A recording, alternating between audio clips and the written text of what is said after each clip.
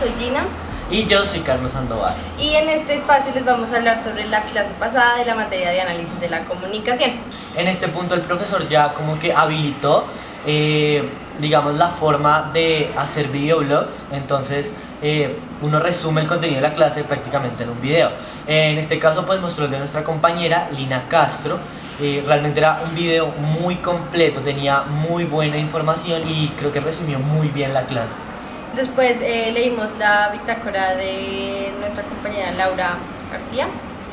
En esa bitácora todo estaba también muy completo, tenía las referencias, tenía como todo lo que nos ha pedido el profesor de hablar más allá de lo que se ve en la clase, de no quedarnos en lo literal. Sin embargo, le corrigió que estaba utilizando mucho el cual. Entonces nos pidió a todos en general que buscáramos otras formas de decir eso, porque si bien ya habíamos cambiado el qué, ahora teníamos que cambiar el cuál. La clase prosiguió con la exposición de nuestros compañeros Laura García, Lina Castro, Santiago Castañeda y María Alejandra Ramos, quienes expusieron el tema de investigación y comunicación, métodos y técnicas en la era digital. Entonces ellos nos explicaban el papel del investigador, la documentación y el proceso de búsqueda en la red, todo lo que eso conlleva los tres juntos. También decían una frase que es muy cierta en estos tiempos, que es: el investigador serio duda, el listo copia y pega y ya se verá. Esto quiere decir que una persona que sí se toma el tiempo de hacer su investigación de una forma correcta, que sí se mete en el papel de hacer las cosas bien, no se va a quedar con el primer documento que encuentre, sino que va a ir más allá, va a dudar de ese documento, no va a decir listo, esto lo encontré en una página de blog, esto es una fuente confiable, lo voy a utilizar en mi documento. No, eso lo hace el listo. Un investigador se va más allá, busca fuentes confiables, busca fuentes de gobernaciones, del gobierno, de universidades, cosas que sí se pueden considerar que son confiables y no lo primero que se encuentra. Y bueno, el siguiente tema que ellos explicaron es cómo se relaciona la teoría de la comunicación social con la era digital. Y esto supone un problema también, pero digamos como que algo muy apasionante para el comunicador. ¿Por qué? Porque en este punto en el que estamos de la era digital hay como una hegemoneidad en las fuentes, es decir, como que vemos el mismo contenido en varias fuentes, ¿sí? Y sobre todo este problema sucede con las fuentes en español. ¿Por qué? Porque muchas personas, como lo dice mi compañera, que de pronto son muy listas, traducen la información en inglés a español y prácticamente lo que hacen es traducirla y ya, pero la dejan tal cual, no hacen un análisis, no hacen un parafraseo, no hacen, muchas veces ni siquiera se toman la molestia de atribuir como al autor esta información. Teniendo en cuenta lo que acaba de decir mi compañero, hay un ejemplo muy claro de esto, de la traducción, y fue con una periodista, una editora internacional del periódico El Colombiano, que se tomó el trabajo de copiar una noticia de The New York Times y lo que hizo fue traducirla al español y simplemente ponerla como si fuera suya. Esto se lo descubrió una lectora del diario, lo demandó y hicieron el respectivo procedimiento y pues claro, a la editora la despidieron del periódico, el periódico ofreció disculpas, pero entonces aquí se ve el ejemplo de que nos tomamos a la ligera todo y con tal de dar una nota importante o con tal de cumplir con un trabajo, preferimos sacarlo de otro lado y hacerlo pasar por nuestro y ni siquiera dar como el crédito, y eso le causó muchos problemas obviamente a ella como profesional, se puso en duda su ética profesional y también puso en problemas al periódico.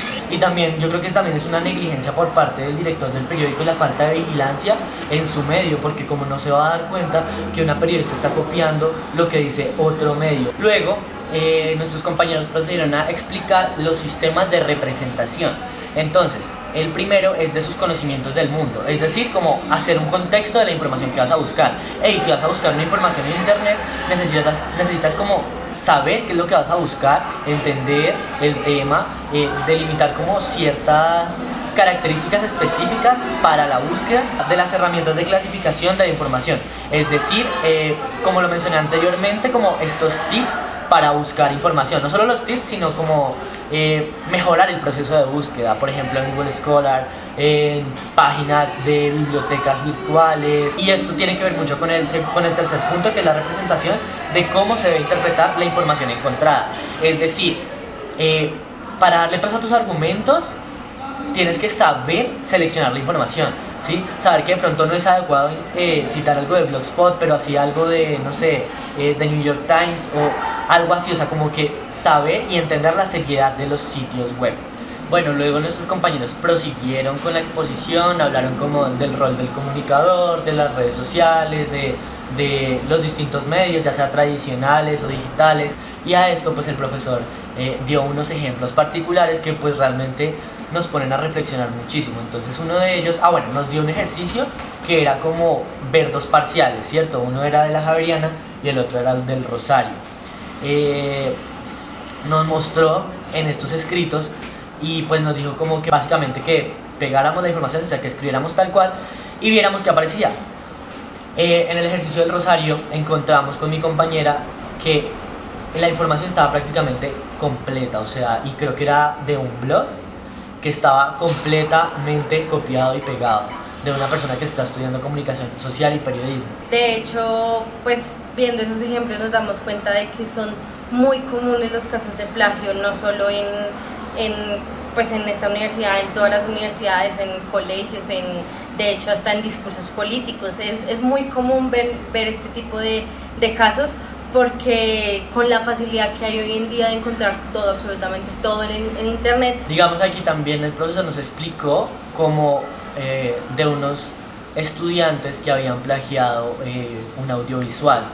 Entonces esto también es importante porque muchos de nosotros no somos conscientes de la importancia que también tiene respetar como las referencias en cuanto al audiovisual, pero también es muy importante rescatar la labor de portales digitales como YouTube, en el que tú pues estableces como unas reglas para el copyright. Finalizando y dando una reflexión a todos ustedes, como periodistas tenemos que tener mucho cuidado con estos asuntos porque nosotros estamos expuestos a todo tipo de información, no solo como periodistas sino también como comunicadores. Siempre vamos a estar expuestos a información que es confiable, información que no, información que puede ser verdad y otra que no.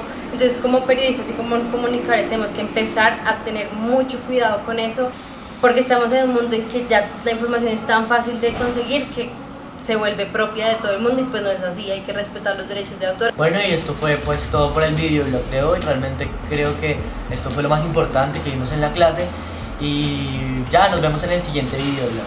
Chao.